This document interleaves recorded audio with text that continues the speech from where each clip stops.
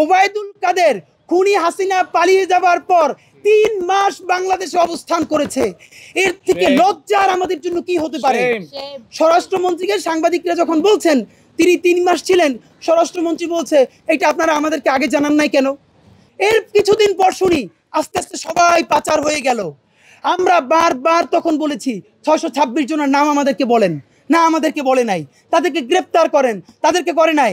তাহলে 626 জন অপরাধী ক্যান্টনমেন্টের মধ্যে গিয়ে পালায় থাকার পর তারা যদি পালাই যেতে পারে, সেই পালাইয়ে তো আর বিএনপি তারে পালাই পাঠায় নাই, বিএনপির তো সেই ক্ষমতা নাই, জামাতও পারে নাই, ছাত্র জনতায় পারে নাই, সরকার তাকে সাহায্য করেছে। আরো স্পষ্ট করে বলতে চাই, তারা যদি ক্যান্টনমেন্টের মধ্যে থাকে তাহলে আর্মি তাদেরকে সাহায্য করেছে। তাহলে সেটা আপনাদের বলতে লজ্জা কোথায়? আপনারা তাদেরকে প্রকাশ করছেন না কেন? আপনারাই তাদেরকে পালিয়ে যেতে বাধ্য করেছেন। নাম্বার 2, সব থেকে লজ্জাকর ব্যাপার, এখন আমরা কি জানি, ওবায়দুল কাদের খুনি হাসিনা পালিয়ে যাবার পর 3 মাস বাংলাদেশে অবস্থান করেছে। এর থেকে লজ্জার আমাদের জন্য কি হতে পারে? স্বরাষ্ট্রমন্ত্রীকে সাংবাদিকরা যখন বলছেন তিনি 3 মাস ছিলেন, স্বরাষ্ট্রমন্ত্রী বলছে এটা আপনারা আমাদেরকে আগে জানান নাই কেন? তাহলে তো আপনারা যেটা যেটা জানিয়েছেন আমরা তো সেটা অ্যাকশন নিয়েছি। আমি কি বলবো বুঝি না, স্বরাষ্ট্রমন্ত্রী কি মানে উনি কি অসুস্থ? মানে স্বরাষ্ট্রমন্ত্রী যদি সাংবাদিকদের খবর পাই ওবায়দুল কাদের গ্রেফতার করতে যায়, ডিজিএফআই এর এনএসআই এর কাজ কি, এসবির কাজ কি, তারপরে প্রত্যেকটা গোয়েন্দা সংস্থানের কাজ কি, ডিবির কাজ কি? তাহলে কাজ করেন না, এই অফিসার সব জায়গায় সাংবাদিকদেরকে নিয়োগ দিয়ে দেন, রাষ্ট্রচারীদেরকে সাংবাদিকদেরকে দিয়ে দেন আপনারা না পারলে। আবার হাসতেছেন, আপনি বলতেছেন আপনার তো লজ্জা হওয়া উচিত, সাংবাদিকরা গিয়ে গ্রেফতার করবে। তো ওবায়দুল কাদের যদি 3 মাসে থাকতে পারে, 626 জনের যদি পুনর্বাসন দিয়ে দিতে পারেন, সরকারের তো লজ্জা হওয়া উচিত যখন তারা বিএনপির বিরুদ্ধে পুনর্বাসনের অভিযোগ তোলে, জামাতের বিরুদ্ধে অভিযোগ তোলে।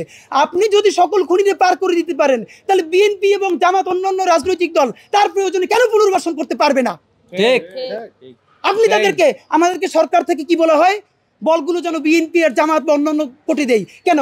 আমরা এতদিন পর্যন্ত ভাই সত্য কথা বলি, সরকারকে আমরা এমনভাবে সমালোচনা করেছি যাতে সরকার, কারণ এই সরকার সে যদি স্বীকার না করে তবুও তো সে আমাদের সরকার। আবারও বলি, আমরা কিন্তু সরকার না, ছাত্র জনতার অভ্যুত্থানের ফলে সরকার, সুতরাং সে যাতে বেকায়দায় না পড়ে এভাবে বলার চেষ্টা করছি।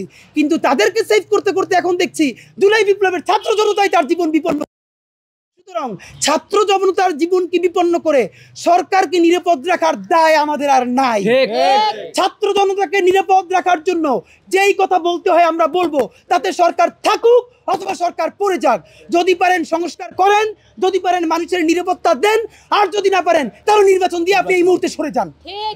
কথা, সংস্কার করার জন্য আমরা যানপরণ দিয়ে দিচ্ছি, পারলে করেন, না পারলে সরে যান। আপনাদেরকে সিকিউর করে আমাদের এখন আর কোনো দায়িত্ব নাই। খেয়াল করেন এখন